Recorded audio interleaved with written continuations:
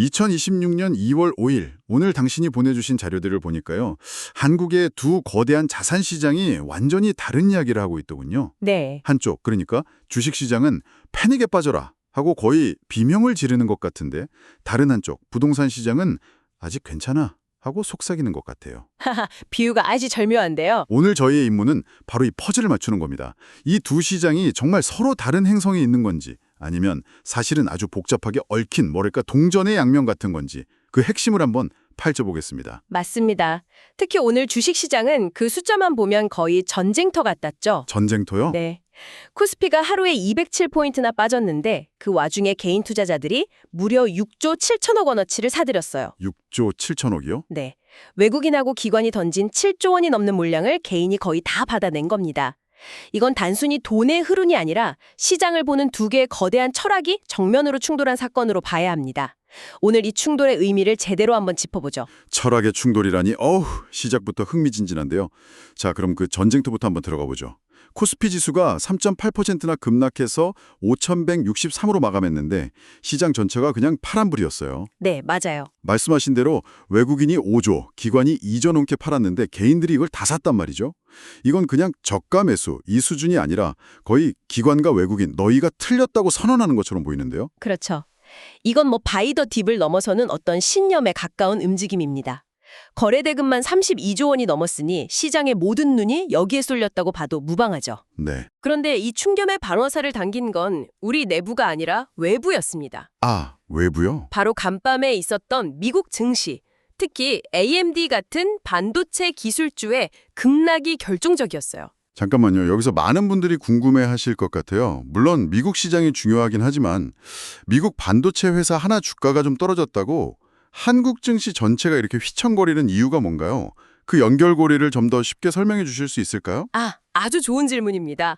한국의 코스피는요, 글로벌 기술주 시장의 기압계 같은 역할을 하거든요. 기압계요? 네, 우리 증시에서 삼성전자나 SK 하이닉스 같은 기술 수출 기업이 차지하는 비중이 워낙 크기 때문이죠. 그래서 미국의 대표 기술주가 감기에 걸리면 한국 시장은 독감에 걸리는 구조입니다. 아하. 글로벌 투자자들 입장에서 보면 기술주 전반에 위험 신호가 켜졌구나 싶으면 그렇다면 가장 민감하게 반응할 한국 시장에서 일단 자금을 빼자는 자동적인 알고리즘이 작동하는 거네요. 이걸 전문 용어로는 위험자산 회피 심리라고 부르고요. 그러니까 AMD의 급락은 단순히 한 기업의 문제가 아니라 글로벌 투자자들한테 기술주 시장에서 대피하라는 사이렌처럼 들렸다는 거군요. 그렇죠. 그리고 그 첫 번째 대피소가 바로 한국 증시였다는 거고요. 그러니 삼성전자가 5.8%, SK 하이닉스가 6.4%나 빠진 게 이해가 되네요. 정확합니다. 게다가 장중에 원화 가치가 떨어지면서, 즉 환율이 오르면서 외국인들의 매도세를 더 부추겼습니다. 환차손까지 걱정해야 하는 상황이 된 거죠. 환율까지. 네. 시장을 이끌던 방산이나 조선 같은 다른 주도주들까지 동반 하락한 건 이런 공포 심리가 시장 전반으로 확산되었다는 증거입니다. 자, 그럼 여기서 본질적인 질문을 던져봐야겠네요. 시장의 전문가들은 이걸 단기 조정이라고 보는 시각이 우세하다고 하는데 저는 이 6조 7천억 원이라는 개인들의 돈이 그렇게 단순하게 보이지 않거든요.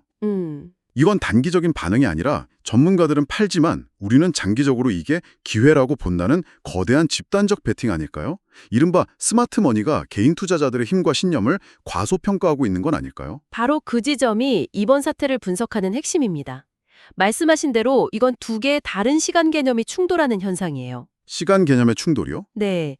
기관과 외국인들은 글로벌 데이터와 알고리즘에 기반해서 앞으로의 24시간 혹은 길어야 2주를 보고 위험을 회피합니다. 네. 단기적으로 보는군요. 반면 팬데믹 이후 시장에 대거 유입된 개인 투자자들은 지난 학습 효과를 바탕으로 앞으로의 24개월을 보고 지금이 가장 쌀 때라고 베팅하는 거죠. 누가 맞을지는 시간이 알려주겠지만 분명한 건 이 거대한 개인의 자금이 시장의 변동성을 전례 없는 수준으로 키우고 있다는 사실입니다. 이제 시장은 예측하기가 훨씬 더 어려워졌습니다. 정말 흥미로운 관점이네요. 기관의 단기적 이성과 개인의 장기적 신념이 맞붙은 형국이라니. 그런데 이렇게 시장 참여자들이 수존을 걸고 싸우는 동안 시장의 심판격인 한국거래소에서 아주 뜬금없는 발표를 내놨어요. 네, 타이밍이 참 절묘했죠. 정원보 이사장이 중장기 전략을 발표했는데 타이밍이 참 뭐랄까요? 마치 대형 화재가 나서 불길이 치솟고 있는데 소방서장이 와서 소방 안전 교육의 중요성에 대해 연설하는 느낌이랄까요? 하하, 그 비유가 딱 맞네요. 시장 참가자들은 당장 발등에 떨어진 불을 끄느라 정신이 없는데 거래소는 앞으로 우리 경기장을 이렇게 리모델링 하겠습니다라고 청사진을 발표한 셈이니까요. 네, 대체 뭘 발표한 건가요? 내용을 보면 크게 세 가지입니다. 첫째, 거래 시간을 늘려서 글로벌 경쟁력을 키우겠다. 둘째, 실적이 안 좋은 기업은 빨리 퇴출시켜서 시장을 깨끗하게 만들겠다. 셋째, 기업이 투자를 통해 성장하고 그 과실을 주주와 나누는 이른바 생산적 금융 환경을 만들겠다. 하나하나 뜯어보면 다 좋은 이야기죠. 그런데 왜 하필 이런 혼란스러운 날이었을까요? 그냥 우연의 일치일까요? 아니면 우리가 놓치고 있는 어떤 전략적인 의도가 숨어 있는 걸까요? 저는 후자 쪽에 무게를 두고 싶습니다. 이건 당국이 시장에 보내는 매우 중요한 시그널이라고 봅니다. 시그널이요? 너희가 단기적인 등락으로 싸우는 동안 우리는 이 시장의 기초 체력, 즉 펀더멘탈을 뜯어 고치고 있겠다는 의지의 표명이죠. 단기 변동성에 떠나가는 외국인 투자자들에게 봐라, 우리는 장기적으로 이렇게 매력적인 시장을 만들고 있으니 다시 돌아오라고 손짓하는 것일 수도 있고요. 아, 그렇군요. 또 한편으로는 개인 투자자들에게는 단기 등락에 너무 일희일비하지 마라. 길게 보면 시장은 더 건강해질 것이다. 라는 메시지를 주는 효과도 있습니다. 혼란 속에서 장기적인 비전을 제시함으로써 시장의 중심을 잡으려는 시도인 셈이죠. 그렇군요. 단기적인 패닉 속에서 장기적인 안정성을 어필하는 고도의 커뮤니케이션 전략일 수 있다는 말씀이시네요. 자, 이렇게 주식시장이 불바다였던 바로 그날, 당신이 보내주신 부동산 시장 자료는 거의 다른 세상 이야기처럼 보입니다. 네, 그랬죠. 전국 아파트값이 0.09%, 서울은 0.27% 오르면서 무려 52주 연속 상승이라니. 이 정도면 한쪽 시장에서 일어나는 패닉이 다른 쪽에는 전혀 영향을 못 미치는 것처럼 보이는데요. 네, 겉으로 드러난 숫자만 보면 완전히 다른 세상이죠. 특히 수도권이 여전히 상승을 이끌고 있고요. 하지만 자료를 더 깊이 들여다보면 여기서도 미세한 균열의 신호가 보입니다. 균열이요? 가장 중요한 단서는 상승폭에 있습니다. 전주에 비해서 상승률이 아주 약간이지만 줄어들었다는 점, 바로 이게 핵심입니다. 아, 바로 그 부분이군요. 계속 달리고는 있는데 숨이 조금씩 차오르는 게 느껴지는 상태. 오르막길의 경사가 아주 살짝 완만해진 신호라고 볼 수 있겠네요. 맞습니다. 그래서 시장에서는 이걸 숨고르기라고 표현하죠. 특히 강남 3구처럼 시장을 이끌던 핵심 지역에서 매물이 조금씩 늘어나고 상승폭이 둔화되는 현상이 뚜렷해지고 있습니다. 아, 반면에 서울 외곽이나 중저가 아파트 단지들은 여전히 실수요자들이 꾸준히 찾고 있어서 거래가 활발하고요. 지방은 지역별로 상황이 완전히 달라서 오르는 곳과 내리는 곳이 갈리는 양극화 현상이 나타나고 있습니다. 이런 미세한 변화는 어디서 시작된 걸까요? 시장 참여자들의 심리에 영향을 준 가장 큰 변수는 뭔가요? 단연 정책입니다.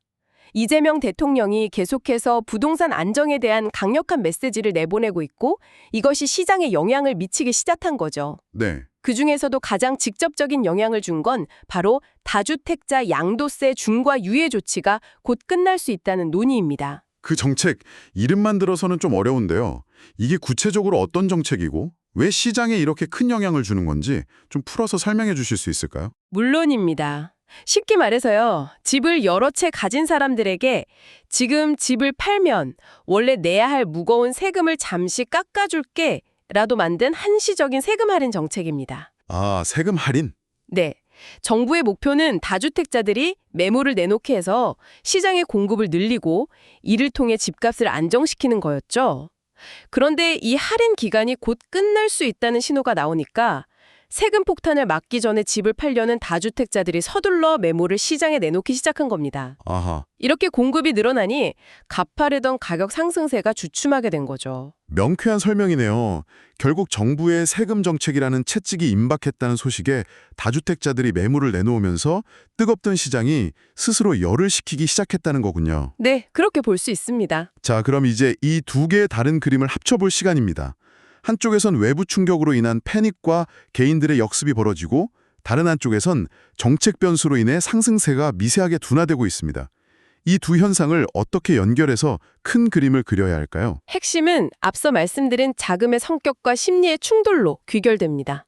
주식시장에서는 글로벌하고 알고리즘에 기반한 단기 자금, 즉 외국인과 기관이 빠져나간 자리를요, 국내 개인들이 장기적인 신념을 가지고 메웠습니다.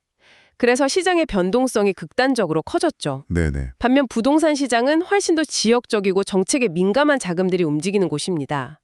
여기서는 세금이나 금리 같은 정부 정책 리스크가 시장 참여자들의 심리를 미세하게 조절하고 있는 거고요. 그렇다면 주식시장의 이런 극심한 변동성이 부동산 시장에 영향을 줄 가능성도 있을까요?